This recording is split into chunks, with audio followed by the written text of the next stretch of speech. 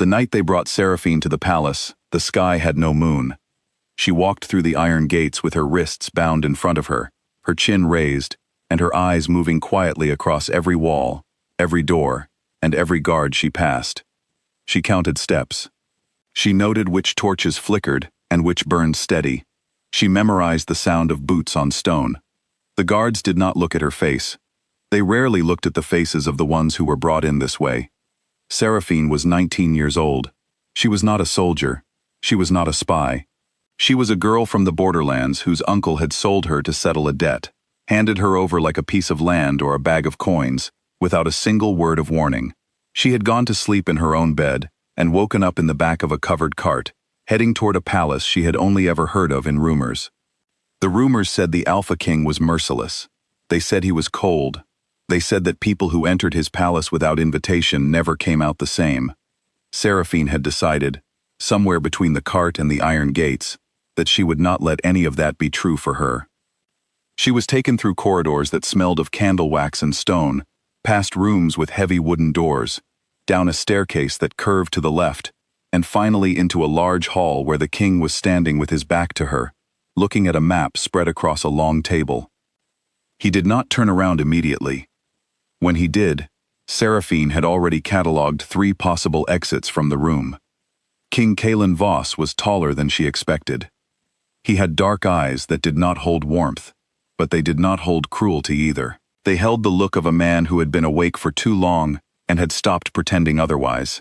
He was 31 years old and had ruled since he was 17. 14 years of decisions that kept a kingdom standing, at the cost of almost everything else. He looked at her. She looked back. He did not look at her the way the men who had carried her in chains had looked at her. He looked at her the way a man looks at something unexpected, a letter in the wrong envelope, a door that opens to the wrong room. Then he turned to his steward and said, quietly, that she should be given a room and a meal. Not a cell, a room. It was such a small thing, such a quiet thing, but in that moment, standing in her chains in a stranger's palace, it was the first true kindness Seraphine had received in weeks, and she felt it settle somewhere behind her ribs like a warm coal. She did not say thank you. She did not trust kindness yet. But she did not forget it either. Seraphine had grown up in the borderlands, in a village that the palace maps labeled, but the palace healers never visited.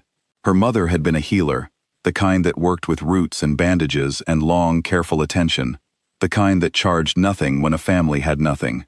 She had died in a fever outbreak that swept through the borderlands when Seraphine was 14. The palace knew about the outbreak. They had done nothing. After that, Seraphine had taught herself to read from books she borrowed and sometimes stole from the houses of the nobles she cleaned for. She learned the layout of every estate she worked in. She learned which doors were locked and which only looked locked. She learned how to be invisible in a room full of people who had power over her. She had never planned to end up in the palace. She had never wanted to be anywhere near royalty. But she was here now, and she was going to survive it. The room they gave her was simple but clean. There was a bed, a window with a view of the kitchen courtyard, and a small basin of water. Seraphine did not sleep that first night. She sat by the window and watched the courtyard until she understood its rhythms, which servants came and went, when the gates were locked, when they were not. In the days that followed, she was given no formal role. No one told her what she was expected to do. She suspected this was a kind of test, or perhaps simply an oversight. Either way, she treated it as an opportunity. She began to learn the palace the same way she had learned every other place she had ever worked. Quietly, carefully, without drawing attention. She helped in the kitchens when no one stopped her. She carried messages for the steward when he looked overwhelmed. She fixed a latch on a storage door that had been broken for months and smiled at the servant who had been struggling with it every morning. People began to notice her, not as a threat, as someone useful, someone who paid attention. That was far more valuable than being invisible. The king noticed her too, though it took longer. The first time Kalen actually spoke to her, truly spoke to her, not the 3-word instructions he gave to most people, was in the library. Seraphine had found the library on her 6th day, and had been returning to it every evening since. She was reading a history of the borderlands, her borderlands, written by a man who had clearly never been there. She was frustrated enough by the inaccuracies that she had started making small notes in the margins in pencil, very lightly, things she could erase if necessary. She did not hear the king come in. He stood behind her for a moment, reading over her shoulder.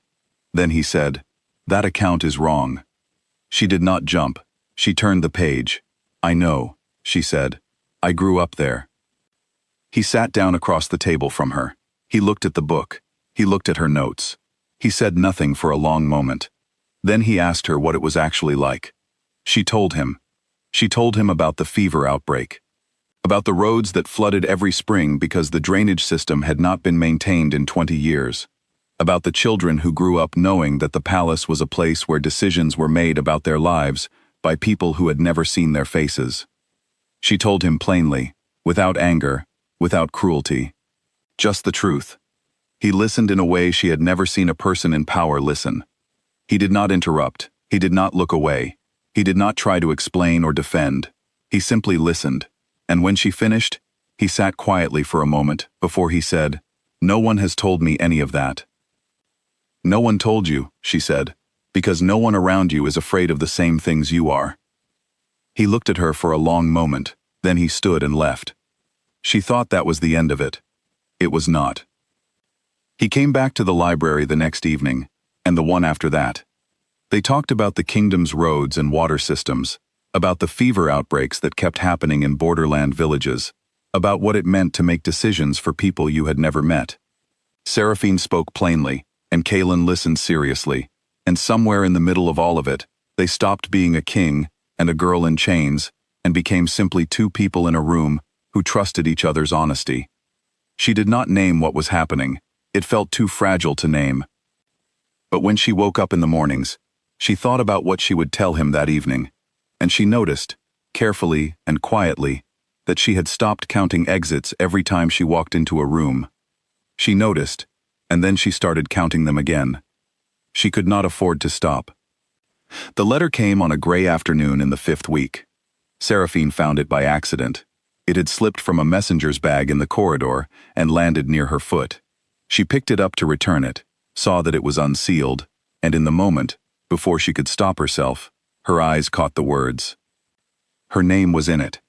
She read it fast. Her hands did not shake, though every instinct she had was screaming. The letter was from one of the king's senior council members to another.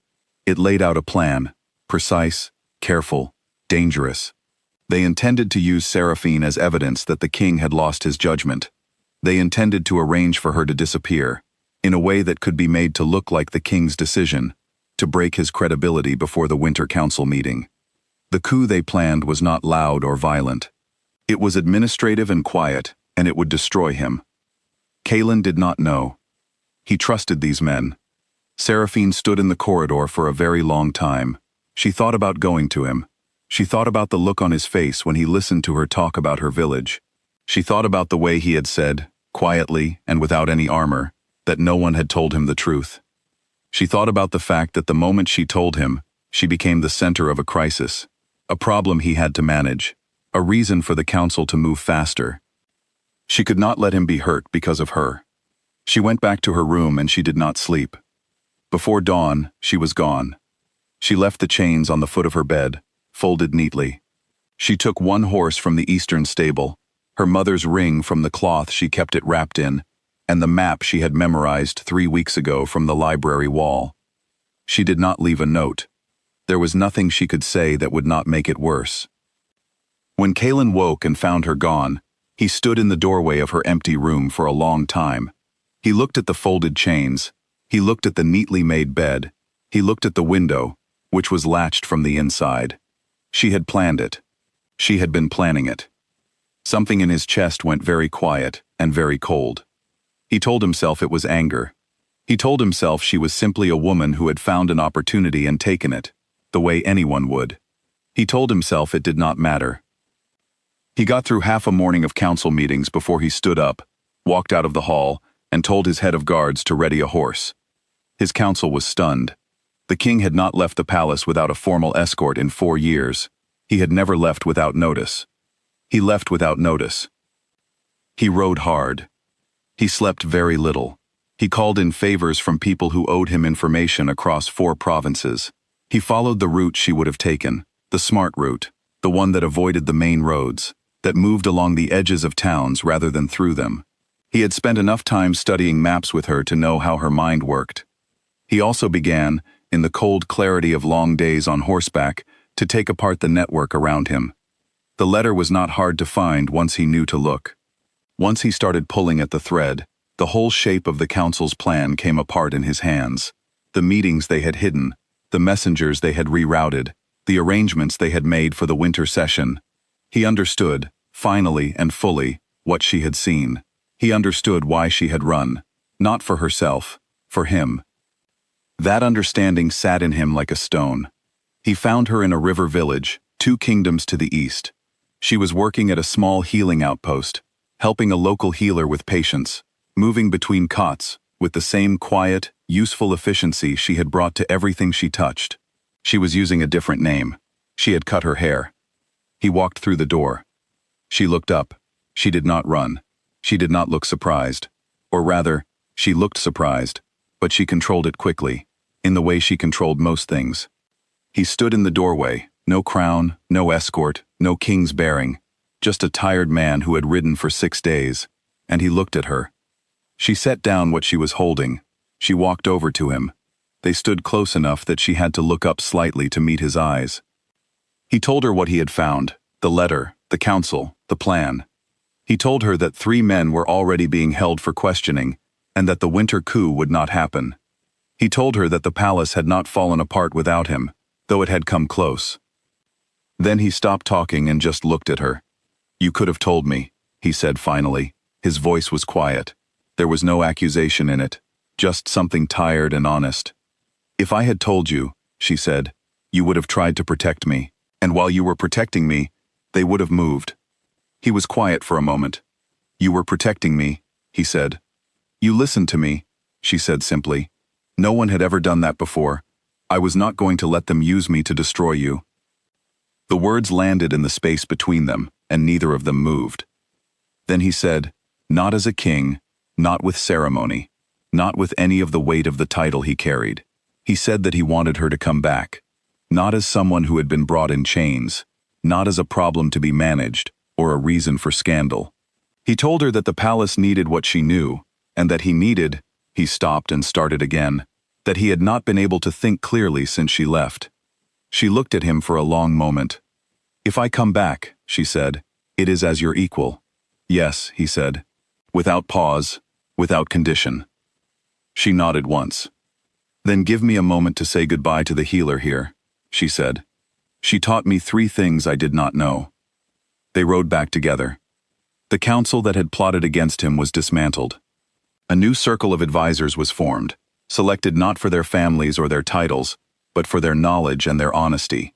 For the first time in the kingdom's history, a woman of common birth sat among them. Seraphine did not carry a title. She did not want one. What she carried was something harder to name and more difficult to take away. The trust of a king who had learned to listen, and the knowledge of a kingdom that no one in power had bothered to understand.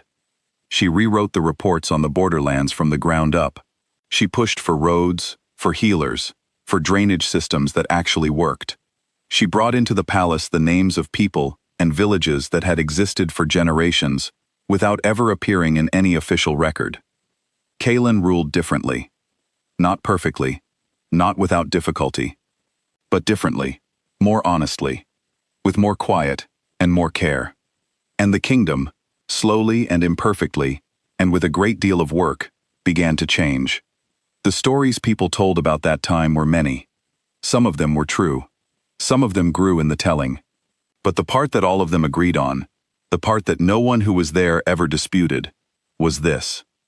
He had left his throne, ridden across 2 kingdoms, and turned his own palace inside out to find her. And she had already been doing everything she could, from the moment she arrived, to make sure he kept it.